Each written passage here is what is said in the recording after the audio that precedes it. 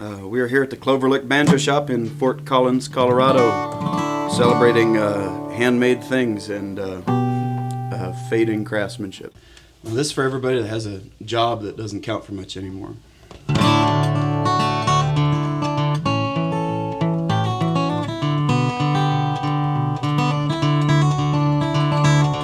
Well, Tulsa's last magician got his start at 4.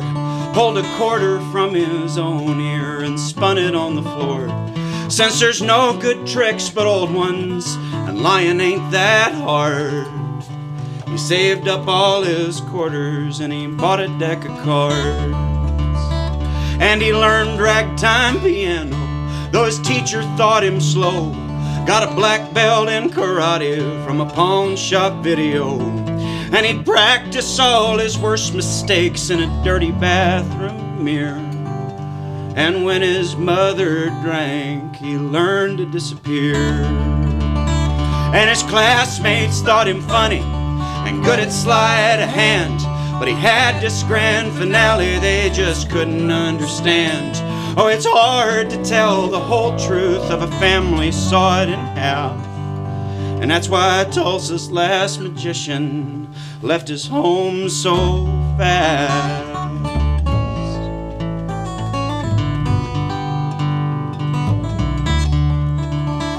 Well, down and out in Reno, broke in Santa Fe, turning tricks on Los Sueñeros out in California.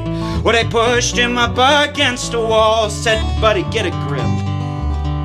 So he learned to set himself on fire on the Las Vegas Strip. And he wandered down to Tampa, blew everybody's mind, 'cause the crowd was cheap and easy there on beer and blowing wine. Said, I wonder where my dollar went, how'd that flower bloom so fast? Said, I can't reveal my secret, though they rarely failed to ask.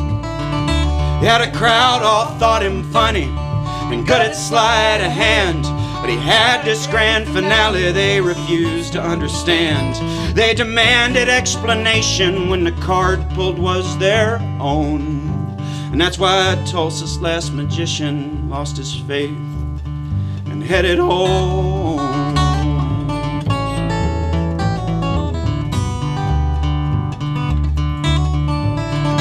Well, he said he'd learn computers like his second foster dad and free range all the rabbits that were living in his hat. His investments all went swimmingly, had to cash on hidden strings.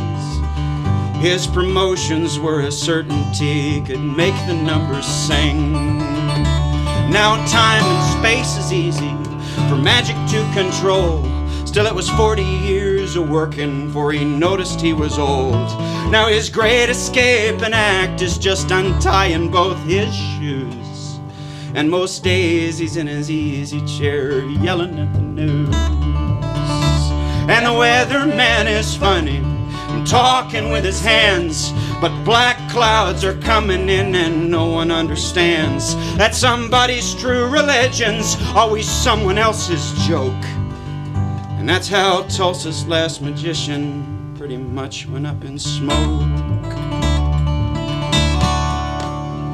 So friend, if you're the kind that thinks no one quite gets quite what you are, like you're a cobbler or mechanic in this age of flying cars, if you think that you see right behind what's right before our eyes, you might be a small town's last magician in disguise. And we need you to be funny, please be good at sleight of hand, 'cause there's a grand finale we can't hope to understand. And there's a 1 in 52 chance it's real magic and it's true. So won't you please help us believe in you?